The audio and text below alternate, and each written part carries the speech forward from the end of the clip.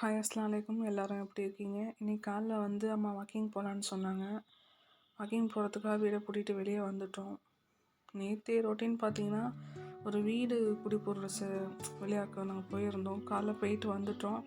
But ஃபுல்லாக அந்த டே ஃபுல்லாக கொஞ்சம் டயர்டாக இருந்த மாதிரி இருந்துச்சு. ஸோ அதனால் அன்றைக்கி எதுவுமே ஒரு விளாக் பண்ணுற மாதிரியான எந்த ஒரு விஷயமும் நம்ம பண்ணவே இல்லை. ஸோ இன்றைக்கி காலைல பார்த்திங்கன்னா அம்மா சரி இன்றைக்கி தூங்கி நல்லா எந்திரிச்சதுக்கப்புறம் ஃப்ரெஷ்ஷாக இருக்குது, வா வெளியே வாக்கிங் போகலான்னு சொன்னாங்க. ஸோ நல்லா போகிறதுக்காக வந்திருக்கோம் வெளியே. கொஞ்சம் தூரம் ஆல்மோஸ்ட் நடந்ததுக்கப்புறம் ஒரு வீட்டோட மாடியில் பார்த்திங்கன்னா அங்கே ஒரு மயில் நிற்கிது. இங்கே பார்த்திங்கன்னா எங்கள் தெருவில் நிறையா மயிலெலாம் இருக்குது. நான் கேமராவில் ஃபுல்லாக சில நிமிஷம் கேப்சர் பண்ணுறதே ரொம்ப கஷ்டம். ஏன்னா நம்ம ஒரு ஸ்டெப் அடி வச்சா கூட மயில் 10 ஸ்டெப் அந்த இடத்த விட்டே தப்பிச்சு போயிடுதுங்க.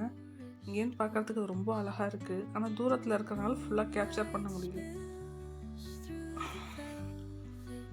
வாக்கிங் காலைல எழுந்திரிச்சி ரொம்ப நாள் சென்று போகும்போது இன்றைக்கி ரொம்ப ஃப்ரெஷ்ஷாக இருக்குது. காற்று ரொம்ப ஒரு பியூராக ஒரு ஜில்லுன்னு இருக்குது.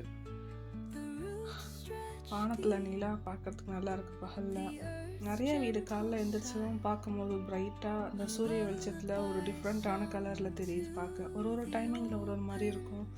பூக்கள் பார்க்குறதுக்கு எல்லாமே ரொம்ப ஒரு சூப்பராக இருக்குது. ஸோ வாக்கிங் போகிறது உடம்புக்கு சுகர் பிபி உள்ளவங்களுக்கு ரொம்ப நல்லது. ஸோ அவங்க அப்புறம் கொலஸ்ட்ரால் உள்ளவங்களுக்கும் ஆல்மோஸ்ட் இது நல்லது. காலைல வாக்கிங் போகிறதுனால நம்ம முகத்துக்கெலாம் நல்ல பிளட் சர்க்குலேஷன்ஸ் கிடைக்கும். அப்படி கிடைக்கிறதுனால பார்த்திங்கன்னா உங்கள் ஃபேஸோட ஷேப் இன்னும் ஒரு அழகாக இருக்கும்.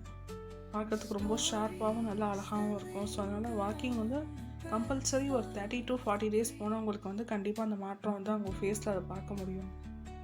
அம்மா வாக்கிங் இன்றைக்கி போகணுன்னு சொன்னாங்க. வெளியே வரும்போது தெரில, ஏதோ ஒரு ஃப்ரெஷ்னஸ் தான் நல்லா இருந்துச்சு. ஸோ எங்கள் தெருவோட எண்டிங் முடிஞ்சிடுச்சு. அடுத்து மெயின் ரோடு இது. ஸோ வாக்கிங் ஃபுல்லாக ஒரு 3 தெரு வரைக்கும் மட்டும் அம்மா வாக்கிங் போயிட்டு ரிட்டன் வரணும்னு சொல்லியிருந்தாங்க. ஸோ அந்த மாதிரி போயிட்டு வந்தாச்சு. அதுக்கப்புறம் பார்த்திங்கன்னா கொஞ்சம் நேரம் வீட்டில் உட்காந்து வந்தோம். மறுபடியும் மயில் சவுண்டு கேட்டுச்சு. அதுக்குன்னு சொல்லி ஃபாஸ்ட்டாக கொல்லைக்கோடி போய் பார்த்தேன். ஆல்மோஸ்ட்டு லாஸ்ட் இடத்துல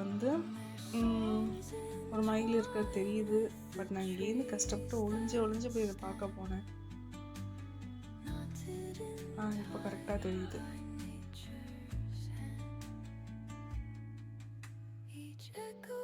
நம்மளை பார்த்துடுச்சுங்கன்னு நினைக்கிறேன். ரெடியாக தப்பிச்சு உடனே பறந்துடும். ஃபுல்லாக கொஞ்சம் நேரம் கூட இதுங்களை கேப்சர் பண்ணவே முடியாது. நான் புக்ஸில் தான் மயில் காட்டில் வாழும்னு மட்டும் படிச்சிருக்கேன். ஆனால் இப்போ தான் பார்த்தீங்கன்னா எங்கள் ஸ்ட்ரீட்லேயே இருக்குது. அதுவும் ஒரு 5-6 மைல், ஒரு 5-6 மைலுக்கிட்ட எங்கள் வீட்டுக்கு வரல பண்ணிக்குது. ஆனால் ஒன்று கூட கேமராவில் ஃபுல்லாக கேப்சர் பண்ணுவோம். நாங்கள் கொஞ்சம் நேரம் பார்க்குறதுக்குள்ளே பறந்து தப்பிச்சிடும். ஒன்று பறந்துடுச்சு. இப்போ இன்னொன்று பறக்கலாமா வேணும், கொஞ்சம் சின்ன மயிலாக இருக்கிறதுனால பறக்கலாமா வேணுமோ ரொம்ப யோசிக்குது. அதுவும் பறந்துடுச்சு. மொத்தம் 5 மைல் 2 மைல் பார்த்துட்டோம். இன்னொன்று இந்த வாய்க்கால் கிட்ட ஒரு மயில் இருக்கும்னு நினைக்கிறேன். லாஸ்ட்டில் இருந்து தான் அந்த கேமராவே எடுத்தோம். எங்கே போச்சுன்னு தெரியல. பட் பார்ப்போம். பார்த்தீங்கன்னா ஃபைனலாக உள்ளே வந்துடுச்சு. வேணை பார்த்தது வேகமாக ஓடிடுச்சு. சரின்னு சொல்லி மறுபடியும் மயில் எங்கேன்னு தேடினா பக்கத்து வீட்டு இருக்கக்கூடிய கோழிங்கெல்லாம் பயந்து போய் கத்த ஆரம்பிச்சிருச்சு என்னை பார்த்ததும்.